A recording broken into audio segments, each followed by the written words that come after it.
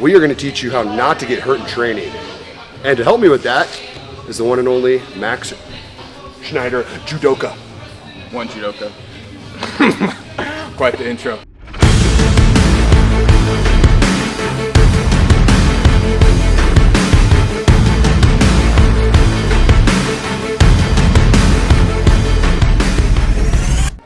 Alright, so first thing we're going to go over is classic Judo ukemi.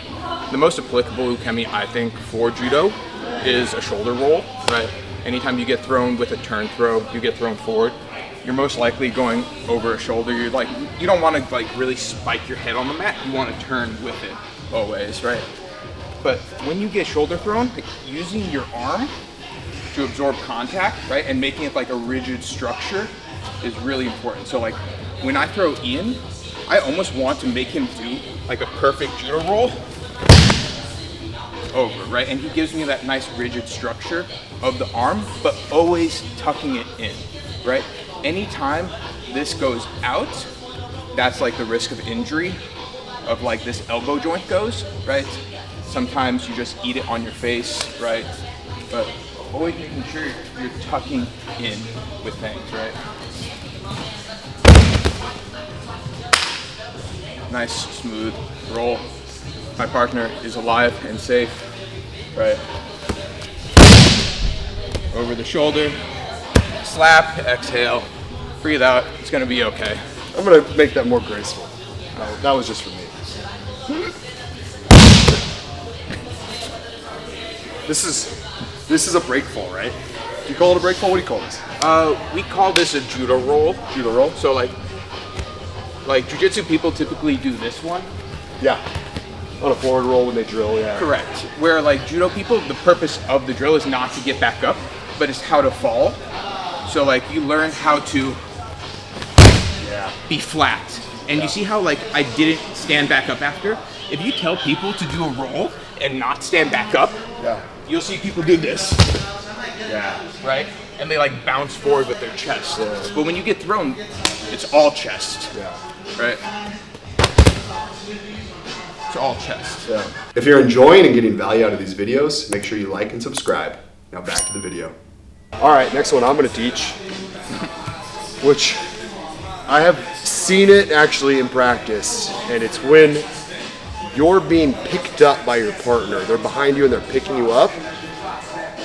Human intuition is to or human instinct is to post, right? I'm I'm gonna catch myself. It's the worst thing you can do. If I post with my leg or I post with an arm. When you get picked up, you wanna look like a cat. You want everything underneath you. Not only does that keep you safe, having this, not being extended out, but it gives you the ability to react as soon as you hit the ground.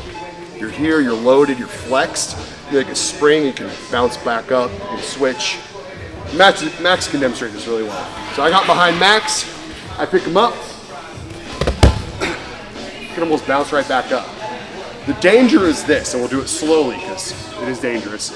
I pick Max up and he goes to plant with his foot. Boom! Blow out everything in your knee. I pick Max up and he goes to plant with his hand. Ow! Right? So whenever I get picked up or Max gets picked up, try to look like a cat. Alright? It also gives you good reaction, counter. And our last one, which is a different one, which I've never seen anyone talk about, is when we're driving on shots and we're drilling, I almost always have my feet inwards, okay? What I mean by that is the shoelaces are flat on the mat, and I'm knee sliding, everything is tucked going in. I never want to put my foot with my toes pointed out. It's something I haven't seen anyone talk about, but I teach a beginning wrestling class, and a lot of people are like, my knees are hurting, and I watch them do a shot, and they'll have their toes pointed out. I'm like, no, you gotta take that foot, toes pointed in, okay? Whenever you're driving up, I'm not trying to drive up off this foot, I'm driving up off my back foot. I do not need this foot driving whatsoever until I'm standing up, okay? It's the worst thing I could do. I'm gonna blow up my MCL. So I tuck my toes underneath. That gives me the ability to slide, right? and I can slide across. Okay? Drive off my back foot, tuck my shoelaces, and point my toes inward. In a good drill, if you're not able to kind of find your comfortable zone here, so when you're doing like duck walks, work on not turning your toes out. And do knee slides. Okay? Don't complain about your toes getting mat burn. I don't want to hear it. It's a lot better than MCL getting blown out. That's how to stay safe while you're training. One other thing.